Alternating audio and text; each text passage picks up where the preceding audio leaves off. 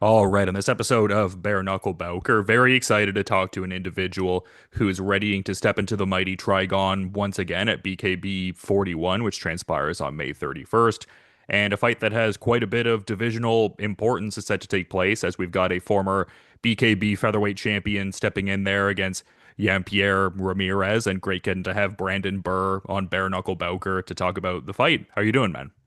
Good, man. Thanks for having me on. I'm excited for this fight. I'm excited to, like you said, there's, pretty large implications for the weight class after the result of this fight. I'm assuming the result of this fight is going to, fight Harold McQueen for the title. At least I hope so. But yeah, yes, it's good to be on. Yeah, I mean, I'd be hard pressed to think of someone that also, could contend for that belt outside of the victor of this one. Like we're both talking about, it seems like the writing's kind of on the wall with this one a little bit as far as who's going to get that featherweight title shot, just considering your, aforementioned status as the former champion in that division and just the way your opponent has been surging through the ranks. It just seems like, yeah, the perfect title eliminator type of fight. Yeah, there's really nobody else. Like we just keep beating everybody, So now we're just gonna have to fight each other and see who gets, to fight for the belt. Yeah, and I guess in saying that, like, when did your opponent really first get on your radar? Because I think a lot of, I guess, the hype around him, understandably, is like that combination of like the youth and then just the technical proficiency component just really seems like a person who has a certain adeptness at bare knuckle. Like, what are your thoughts on, I guess, his skill set? When did he initially kind of get on your radar and everything? He's good. He's a good boxer.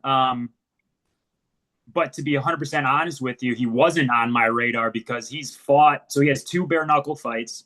He won both of them. He looked good, but he fought, you know, garbage cans basically. His opponent's combined record is 0-4. He looked really good, but he hasn't been fighting any type of quality opponents, in my opinion. But he did have a boxing career before this, and he's a good boxer. I'm not taking anything away from it at all. But to give him a number one ranking above me doesn't make any type of sense to me, just based off of the if you go just off of paper, it doesn't make any type of sense. But it is what it is. It doesn't really affect how I get ready for the fight or how I view the fight. He's a good boxer, and it's gonna be a fun fight, and we're gonna beat the shit out of each other, and somebody's gonna bleed.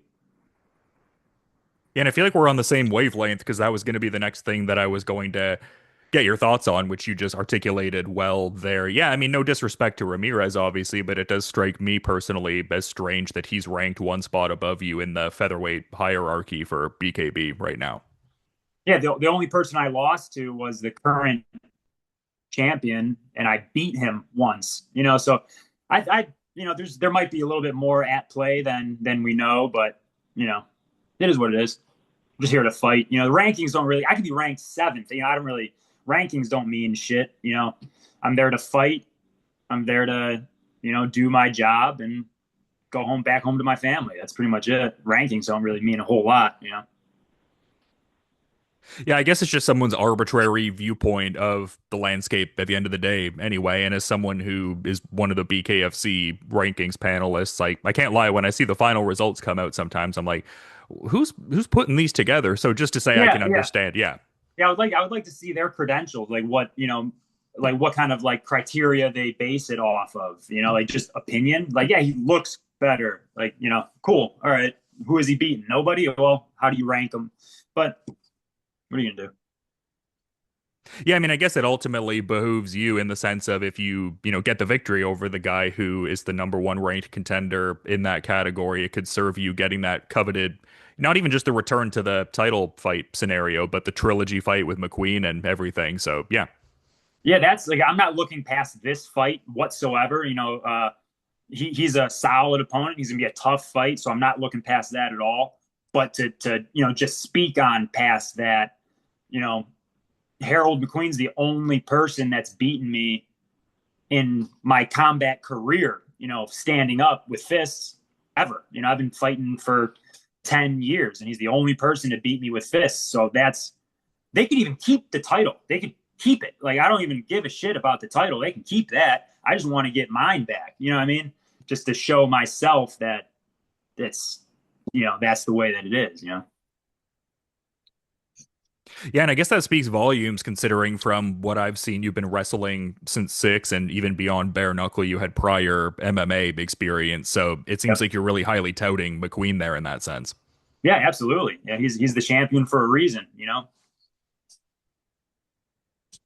And I guess just considering the two factors I mentioned there, like the wrestling base and the prior MMA experience, it would seem like while bare knuckle is its own unique sport with unique considerations for sure, it would seem like within the North American bare knuckle rule set that does allow for that active clinch fighting, like I would imagine while you're treating it as like a new sport and there's unique considerations with it, I would think thered be transferable skills from the wrestling and the MMA experience that might behoove you in bare knuckle, if that makes sense.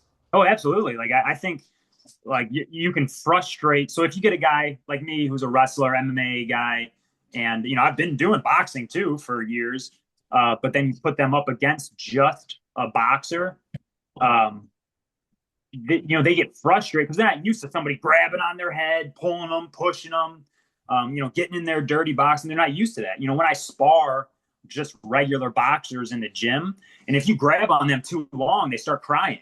And I think like boxers in the Trigon, they kind of have the same feeling, where they're like, these guys aren't allowed to do that, but you are, and I've been doing it since, like you said, six. I've been wrestling people, grappling people. So it's easier for me to, feel comfortable in those type of situations and look for my openings and not just worry about, like the grappling part of it. And it's interesting because I feel like whenever I talk to BKB fighters, I have a host of questions relating to just the nature of the Mighty Trigon. Like I talk to certain fighters who will go to the length of like even creating their own Trigon or something at least representative of that in their training camps, whereas some guys don't necessarily do it exactly like that. Like they might work in a smaller ring, for instance, but not necessarily the exact specific configuration or dimensions. Like, do you curate your training in any kind of way to be mindful of fighting in the Trigon? Oh yeah, we do that. We block off a Trigon in our ring to like kind of the same dimensions as what we're going to be fighting in. I did it a lot more my earlier fights because it was all new. My first I've been this is going to be my sixth fight under BKB. So I have a pretty good feel for what it's like, but we still do it. Like in my training camp, we still do it just to get, because the movement's different, your pacing is different, fighting out of the corner is different. So you want to keep that, in your mind. In the earlier fights, I was doing it a lot more, but yeah, we block off into a Trigon. And, the other guys don't like it as much, but I love it. And you mentioned doing that at the gym. Like I know in past you were working out of Strong Style Training Center. Is that still where you're at these days? Yep, that's the only gym I've ever trained at my entire fighting career is Strong Style, and that's where I plan to end it too. I mean, just such a powerhouse team. I mean, it would pay dividends to really any combat sport one would want to endeavor to be a part of, I would think. I mean, I think the roster at Strong Style really, speaks volumes for sure. Oh, absolutely. Even like so, like the established guys. Obviously everybody knows Stipe, and we had other UFC guys, come out of Strong Style.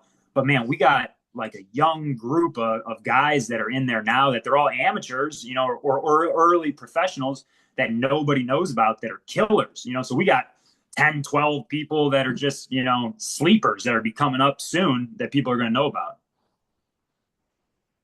I was going to say it might be one of those things where maybe you don't want to name specifics because maybe you might end up omitting somebody. Like I do that in certain like responses when questions get put out there to me like that. But you talk about these like sleeper guys right now who will eventually be on, a bunch of people's radars in X amount of years. Like who are some of those guys out of Strong Style right now that kind of fit that description for you? My main training partner, Ben Williford, he fights at 125 pounds. And if he's not in the UFC or some large organization pretty soon, I would be very surprised. But he's a monster, yeah. But he's my main training partner. But I mean, like I said, everybody there is there's no easy rounds when you're sparring. There's no like you're taking a round off. Every single person is gonna, come at you.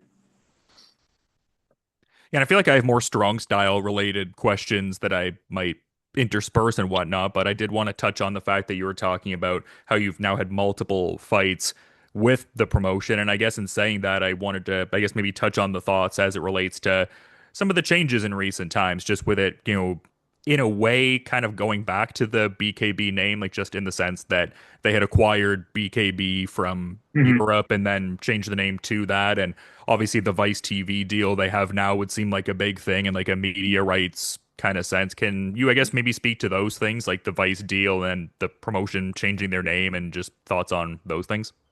The at least the Vice, media thing, that's a great thing for us. It opens up. It's a large platform that we're going to be on. So it's trending in a very good direction for BKB, the ownership, and everybody that's involved with that financially, and also for us as fighters. Financially, the more people that watch us, the more money BKB makes. It translates into our pay or our your viewership and your social media stuff, everything, all that is involved in the sport now. It wasn't like that 20 years ago, but now you need social media stuff, you need viewers, you need the media stuff. So with the Vice deal, that's huge, because like I said, that's a giant platform. The change in the name, I don't really, then you can name it whatever you want. Whatever's in the middle of the Trigon, that doesn't really change too much for me personally. I'm sure there was more behind the scenes that made sense for them, but yeah. Yeah, it just seems like it makes sense more on like a branding kind of level. Like you literally just Google bare knuckle boxing and, the intent would be for that to come up. And yeah, the Vice thing seems huge to your point. Like I feel like some of their shoulder programming that's like very centric on like MMA or even pro wrestling, like the different dark side series that they Oh, yeah. have. I feel like there's like a built-in, I guess, fan base there that would really have an ample appetite for something like bare knuckle, I would think. Yeah, definitely. Like their demographic is definitely overlaps into ours for sure. Yeah, no, it's great. You love to see that for sure. And I guess like you kind of mentioned some of the bigger names out of strong style and how Stipe is a guy that usually gets mentioned in that kind of context and for good reason. I mean, one of the all-time great MMA fighters ever. Do you have any, I guess like gym anecdotes or training interactions with Stipe Miocic or just any interactions in general that come to mind over the years with him just both being strong style compatriots and all? He's hilarious. He's a funny. He likes to have fun in the gym. He's not. You see a lot of those guys once they get to a certain level, like it's all business. They're there. They deal with the people that they deal with specifically, and kind of everybody else is kind of out of their orbit. Either between I don't know paranoia of somebody doing something whatever. But man, he'll talk to if you're the first day in the gym he's talking with you or somebody he'll talk to them the same way he talks to somebody he's known for 20 years. He's very personable. One specific thing I can remember, you got the locker room, you get changed, you come out, and then you're on the floor for sparring and stuff, and everybody's getting ready, and he has rounds, and he comes out in like a bright red tutu to spar, and he sparred all his rounds in this bright red tutu and just beat the crap out of these guys. And it was just funny to watch. Yeah, he seems like such a lighthearted, good guy, and like you said, he brings like a certain demeanor that kind of belies a lot of fighters who are at his level of success. So yeah, no, I love to hear that, man. It just seems like it's such an incredible gym, and I feel like there's a lot of people from that gym who could really make a run in, bare knuckle, for instance. I mean, obviously a lot of great things happening with strong style in the MMA world, but I don't know. There's something that one immediately starts to think about with like a guy like Matt Brown, for instance. I mean, how he would do in the Mighty Trigon or just bare knuckle in general. Yeah, I know that we're like at Strong Style, we're having a couple more guys get interested in bare knuckle. My teammate Chad Kelly, he already fought a handful of times for BKB, and we have a couple more guys that we're slowly starting to like convert people. At first they're like, "Oh man, you guys are crazy! Like that's ridiculous, that's crazy." but like the more they see, I mean, obviously it's not for everybody. You know, you could be an MMA guy and not be suited for bare knuckle, you know.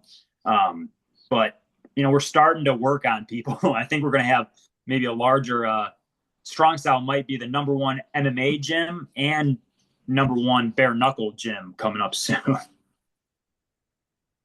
Is it just like yourself and Kelly really just inspiring that newer wave of guys to like want to, I guess, have bare knuckle on their radar as a sport to endeavor to be part of? And I guess maybe a bit of a two-parter, but how much do yourself and Kelly get in that direct like bare knuckle specific work or just like workshopping ideas, techniques, etc.?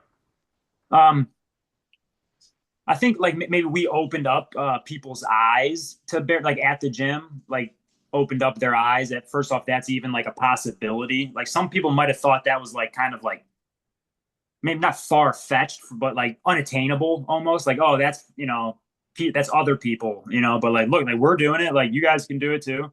So maybe we opened up possibilities for them that they didn't know were there before, and then they got more interested in it, and they're kind of you know looking like that's a good avenue to go. Um, but with like the actual bare knuckle techniques with me and Chad in the earlier like fights, because I didn't really know what I was getting into. He kind of was telling me how you know things are, and I was seeing what he was doing to prepare for like bare knuckle stuff. But now we kind of like you know formed what's right for him isn't necessarily right for me, and you know vice versa. So now we kind of have our own you know way of you know getting ready for our bare knuckle stuff.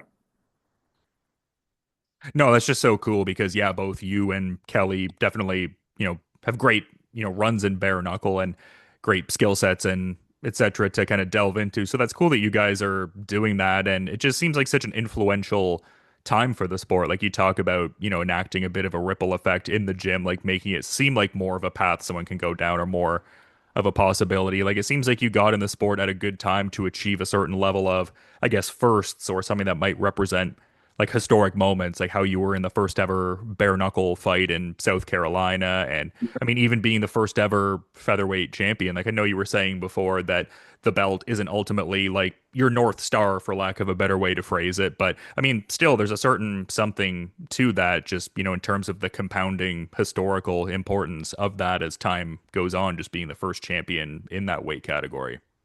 Yeah, even if BKB lasts for you know 100 years, you look back in the paperwork and Brandon Birr's name is going to be the first you know champion, featherweight champion, you know for BKB. Yeah, no, it's great stuff, man. It's just, yeah, it's awesome to see and just such a very consequential contest here and super excited to see how everything shakes out with that. But I also do want to be cognizant of your time and schedule, Brandon. So is there perhaps a final thought you might want to add as we're kind of wrapping up here, man? Final thoughts. Just I hope everybody's ready for a good fight, man. That's what I'm, you know, there to do. I'm not there to make friends. I'm not there to, you know, gain Instagram followers. I'm there to, you know, put on a good fight. And that's it, man. Just get ready for a good fight. Yeah, this is an incredible matchup. I was intrigued with setting an interview up with you when I saw it announced. Just such a great fight with Yampier Ramirez, one I'll be tuned into on May 31st. And like we were saying before, it's available on Vice TV now and a lot of viewing options out there for BKB 41. But just really wanted to thank you for taking the time to come on Bare Knuckle Bowker today, Brandon. I'm going to check out this fight when it goes down for sure. But until then, man, you have a good rest of your day and thank you for the insights. All right. Thanks a lot, man. Appreciate it.